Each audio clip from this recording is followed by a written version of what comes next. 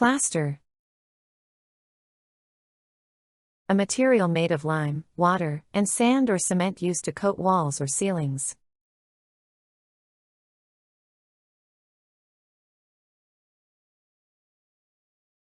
The builder applied a smooth layer of plaster to the wall.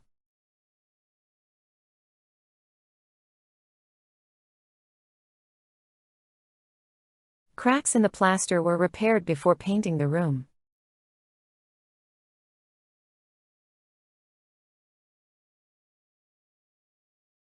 The old house had decorative plaster molding on the ceiling.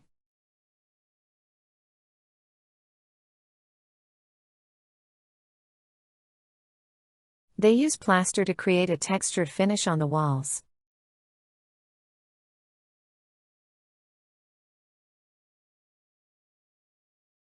The plaster on the ceiling started to crumble after the water damage.